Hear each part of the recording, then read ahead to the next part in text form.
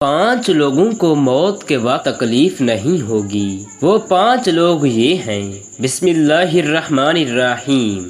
السلام علیکم ورحمۃ اللہ وبرکاتہ۔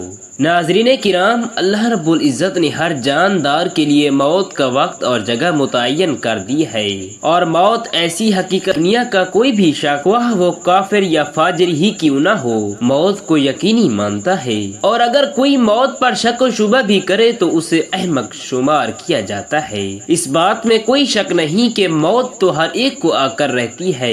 کسی کو اچانک موت آتی ہے، مثلاً کسی حادثے کے سبب یا قدرتی آفات کے سبب، جن میں زلزلے، سیلاب، آندھی اور طوفان اور دوسرے وبائی امراض شامل ہیں۔ تو کسی کو بیماری میں، کسی کو گھر کے بستر میں، تو کسی کو مسجد میں۔ موت سے انکار نہیں کیا جا سکتا۔ موت کسی کی ٹلتی نہیں۔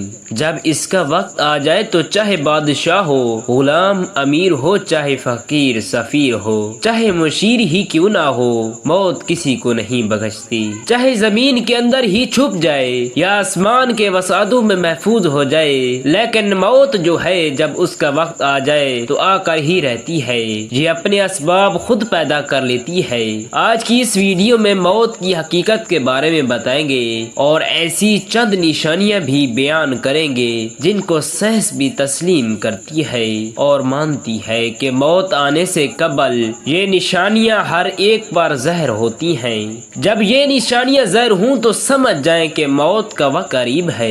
ناظرین کرام، خالق کائنات نے ہر نفس کے لیے موت کا وقت اور جگہ متعین کر دی ہے، اور موت ایسی شے ہے کہ دنیا کا کوئی بھی شخص، خواہ وہ کافر ہو یا فاجر ہی کیوں نہ ہو، موت کو یقینی مانتا ہے۔ اگر کوئی موت پر شک و شبہ بھی کرے تو اسے بے وقوفوں کی فہرست میں شامل کیا جاتا ہے، کیونکہ بڑی بڑی طاقتیں اور مشرق سے مغرب تک قائم ساری حکومتیں موت کے سامنے عاجز و بے بس ہو جاتی ہیں۔ موت بندوں کو ہلاک کرنے والی، بچوں کو یتیم کرنے والی، عورتوں کو بیوہ کرنے والی، دنیاوی اور ظاہری سہاروں کو ختم کر دینے والی، دلوں کو تھر تھرانے والی، آنکھوں کو رلانے والی، بستیوں کو اجاڑنے والی، جماعتوں کو منتشر کرنے والی، لذتوں کو ختم کرنے والی، امیدوں پر پانی پھیرنے والی، ظالموں کو جہنم کی وادیوں میں جھلسانے والی، اور متقیوں کو جنت کے بالا خانوں تک پہنچانے والی شے ہے۔ موت نہ چھوٹوں پر شفقت کرتی ہے، نہ بڑوں کی تعظیم کرتی ہے، نہ دنیاوی چودھریوں سے ڈرتی ہے، نہ بادشاہوں سے ان کے دربار میں حاضری کی اجازت لیتی ہے۔ جب بھی حکم خداوندی ہوتا ہے تو تمام دنیاوی رکاوٹوں کو چیرتی اور پھاڑتی ہوئی مطلوب کو حاصل کر لیتی ہے۔ موت نہ نیک صالح لوگوں پر رحم کھاتی ہے، اور نہ ظالموں کو بخشتی ہے۔ اللہ تعالیٰ کے راستے میں جہاد کرنے والوں کو بھی موت اپنے گلے لگا لیتی ہے، اور گھر بیٹھے والوں کو بھی موت نہیں چھوڑتی۔ آخروی ابدی زندگی کو دنیاوی فانی زندگی پر ترجیح دینے والے بھی موت کی آغوش میں سو جاتی ہیں، اور دنیا کے دیوانوں کو بھی موت اپنا لقمہ بنا لیتی ہے۔ موت آنے کے بعد آنکھ دیکھ نہیں سکتی، زبان بول نہیں سکتی، کان سن نہیں سکتے، ہاتھ پیر کام نہیں کر سکتے۔ موت نام ہے روح کا، بدن سے تعلق ختم ہونے کا، اور انسان کا دار فانی سے دائرہ بقا کی جانب کوچ کرنے کا۔ ترقی یافتہ سائنس بھی روح کو سمجھنے سے قاصر ہے، حالانکہ اللہ تعالیٰ نے قرآن کریم میں واضح طور پر اعلان فرما دیا ہے، روح صرف اللہ تعالیٰ کا حکم ہے۔ موت پر انسان کے اعمال کا کھاتہ بند ہو جاتا ہے، اور موت پر توبہ کا دروازہ بھی بند ہو جاتا ہے، اور سزا اور جزا کا عمل شروع ہو جاتا ہے۔ حضور نبی کریم صلی اللہ علیہ وسلم نے ارشاد فرمایا، اللہ تعالیٰ بندے کی توبہ قبول کرتا ہے یہاں تک کہ اس کا آخری وقت آ جائے۔ ہر روز، ہر گھنٹہ، بلکہ ہر لمحہ اپنی موت کے قریب تر ہوتے چلے جا رہے ہیں۔ سال، مہینے اور دن گزرنے پر ہم کہتے ہیں کہ ہماری عمر کتنی ہو گئی، لیکن حقیقت یہ ہے کہ اتنے ایام ہماری زندگی سے کم ہو گئے۔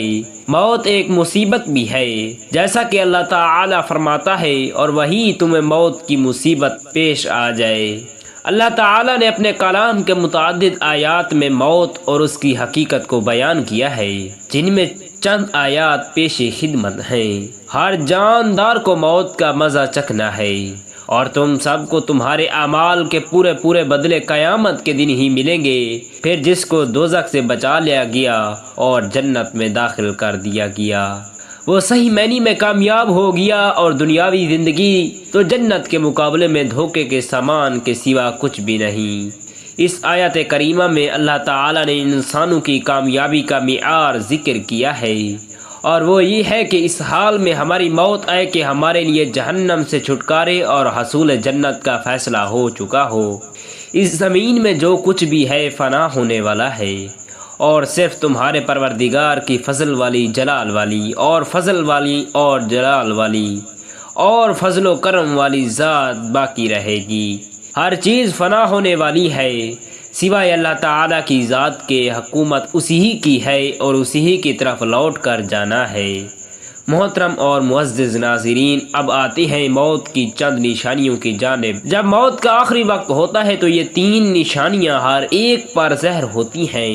پہلی نشانی یہ ہے کہ جسم کا وقت جب ختم ہونے والا ہوتا ہے تو آنکھوں میں آنسو چمکتے ہیں اور جسم کا درجہ حرارت گر جاتا ہے اور دوبارہ بحال نہیں ہوتا۔ ایسے وقت پر ایسے شدید پسینہ بھی آ سکتا ہے۔ دوسری نشانی یہ ہے کہ اس وقت احساسات کم ہو جاتی ہیں، یعنی روح جب جسم کو چھوڑنے کے لیے بالکل تیار ہو، یعنی موت کے تقریباً 24 گھنٹے پہلے، تو ہاتھ پاؤں اور باقی جسم کی جلد پر محسوسات ختم ہو جاتے ہیں اور اعضاء کا رنگ بدلنا شروع ہو جاتا ہے اور جلد کا اوپری حصہ نیلا ارغوانی رنگ کا اختیار کرنا شروع کر دیتا ہے۔ تیسری نشانی سانس کی بے ترتیبی ہے۔ یہ نشانی ایک واضح نشانی ہے جب انسان کا سانس اکھڑنا شروع ہوتا ہے اور بے ترتیب ہو چلا جاتا ہے اور دھیرے دھیرے بجھ جاتا ہے۔ میڈیکل سائنس والے بھی جانتے ہیں کہ یہ وقت وہ وقت ہوتا ہے جب رخصت ہونے والا لینے آنے والے کو محسوس کرتے لگتا ہے اور دیکھنے لگتا ہے، تو ایسے موقع پر اس کے منہ سے کچھ ایسے الفاظ نکلتے ہیں جس سے سن کر ڈاکٹر کہتی ہے کہ اسے الوجن ہو رہی ہے۔ جسم جب کمزور اور لاغر ہوتا ہے تو الوجن بھی ہو سکتی ہے مگر سکرات نہیں ہے، اور اہل علم اس بات کو اچھی طرح سے جانتے ہیں کہ ساری زندگی جسم کو خون پمپ کرنے والا دل کی دھڑکنیں موت سے کچھ دیر پہلے بے ترتیب ہو جاتی ہیں اور نبض کی قدر سست ہو جاتی ہے کہ اسے ہاتھ سے محسوس کرنا مشکل ہو جاتا ہے، اور یہ بہت بڑا اشارہ ہوتا ہے کہ جسمانی اعضاء اپنا وقت پورا کر چکے ہیں اور عنقریب بجھنے والے ہیں۔ جسم کا وقت جب ختم ہونے والا ہوتا ہے تو آنکھوں میں آنسو چمکتے ہیں اور جسم کا درجہ حرارت گر جاتا ہے اور دوبارہ بحال نہیں ہوتا۔ ایسے موقع پر اسے شدید پسینہ بھی آ سکتا ہے۔ ایسے موقع پر کمزور دل افراد اپنے جذبات پر قابو نہیں رکھ پاتے، تو انہیں چاہیے کہ مریض کے پاس نہ رہیں اور اس کے پاس ہرگز مت روئیں، کیونکہ جسم کے سماعت کی حس پوری طرح سے کام کر رہی ہوتی ہے، اور محبت کرنے والے اہل خانہ کو تکلیف میں دیکھنا بھی ایک تکلیف ہے۔